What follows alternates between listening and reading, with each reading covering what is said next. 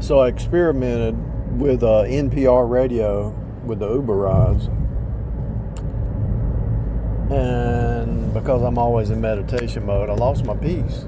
I thought, why am I losing my peace? Why do I feel like I'm losing my peace? And I realized, oh, I turned the radio on. When you go many years without noise,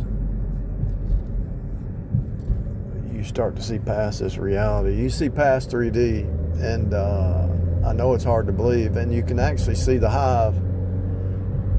When you cut the radio back on after 10 years of silence, solitude,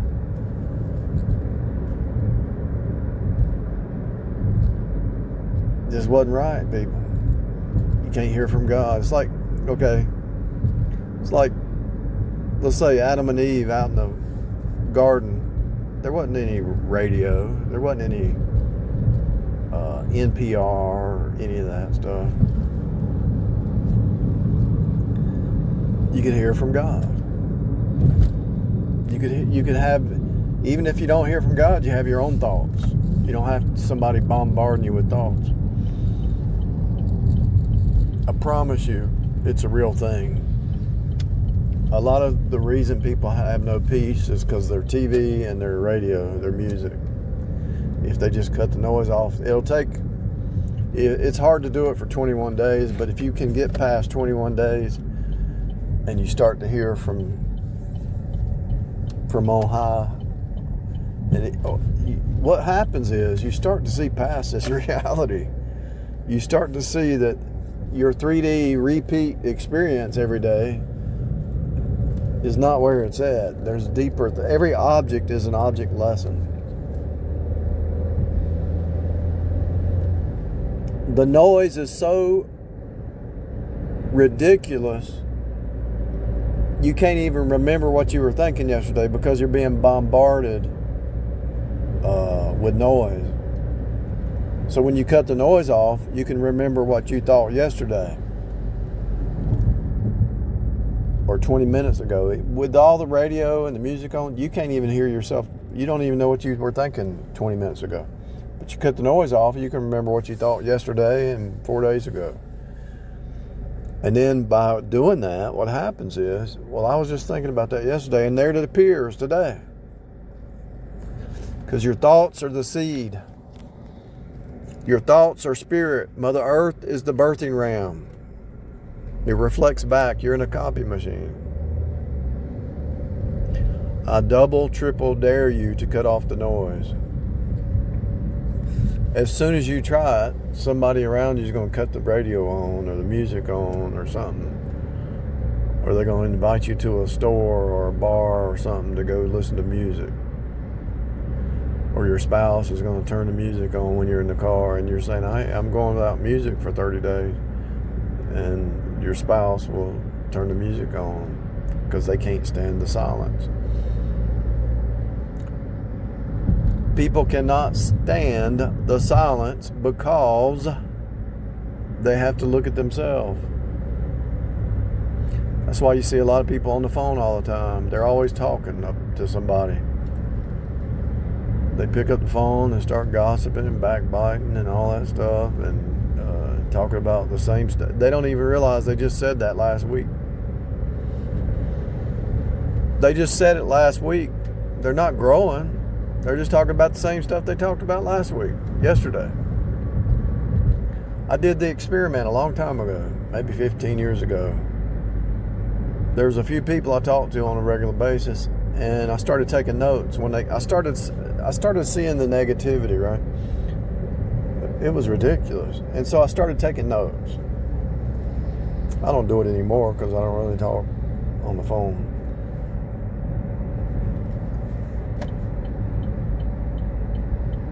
Because I thought, every time I talk to this person, something don't feel right. Every time I talk to this person, something don't feel right. It's because they were negative, but I took notes. There was like 5 themes that they would say every time.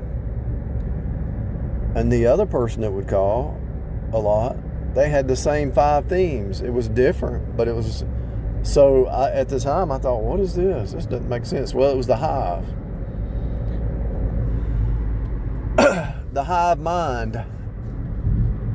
They were positive people, but when they talked to me, they were negative. So it's like they were on purpose trying to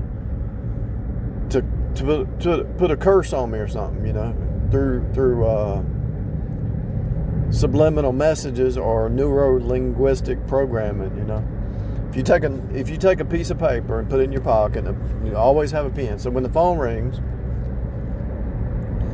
the devil's using these people. When the phone rings,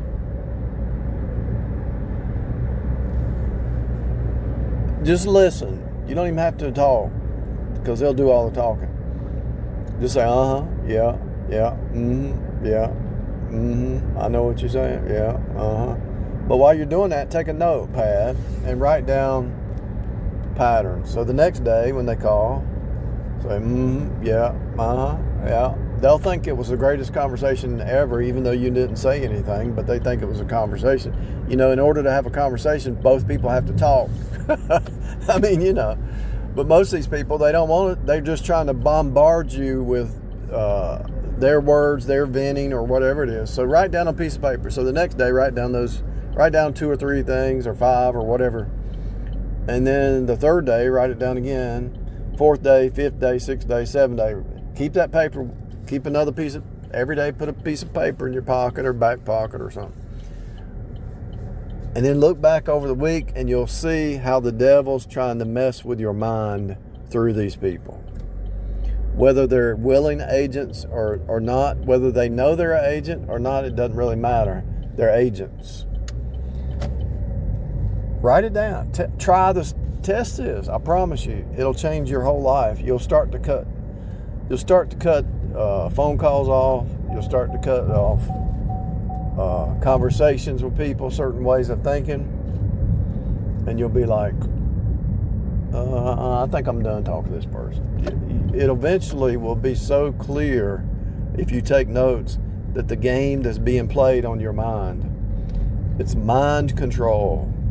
They're playing mind control. And so the media and the news is like a hive. And so no matter who, because if, let's say they're watching TV or listening to radio, they call you and tell you what they heard on the radio, and you really don't care, but they're bombarding you to try to get you to care, And you're like, this doesn't mean anything to me. One of the things that I noticed with these people, they'll hear a news report, oh, it's going to storm tonight. And they'll say, oh, it's going to storm, it's going to storm, it's going to storm. Oh, the sky's falling. The sky's falling. They try to get you in fear that there might be a tornado. There might be something. If it happens, it happens. What can I do until it happens? Why are you trying to put somebody in fear, man? Man, woman, sister, brother, whoever. I mean, if they say it, and if they just say it one time, it's different. But if it's all the time, oh no, it's going to rain, it's going to be windy, if they're always, you'll start to see a pattern that they never talk about anything spiritual. They never talk about anything deep. Yeah, I can talk to people about average stuff, but that's not all I talk about. I try to push them higher to the next level, but they can't see it. Their mind is focused on the cares of this life. That's all they think about all day long. They can't think outside the system. And you can, and 99% of the people you start talking about, hey, what do you think about Hebrews 4? They don't know. What do you think about Romans 8? They don't even know what that is. What do you think about Colossians 1? They don't know. They don't know anything. The only thing they know is what they parrot on the radio, what they heard on the radio. That's all they know. It's pretty sad. I mean, it's sad. It's ridiculous. It's once you finally just step away from it. Part of the reason maybe why I'm able to do it is because I studied when I was getting my degree in math.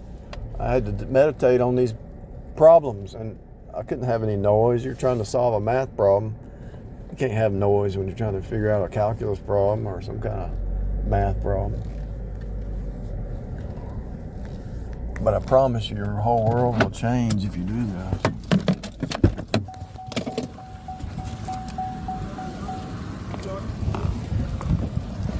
Here's what happens. So you have this thought that comes to your mind, right?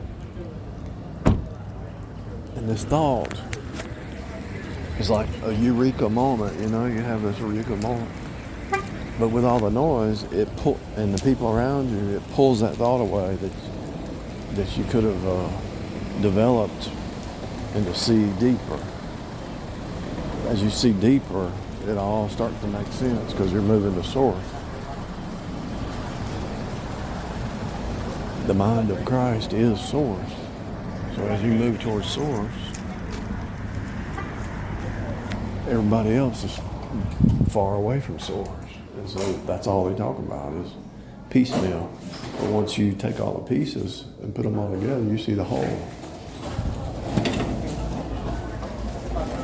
You'll find out everybody's talking piecemeal and you're talking wholeness eventually. And it's like, I've heard this a million times.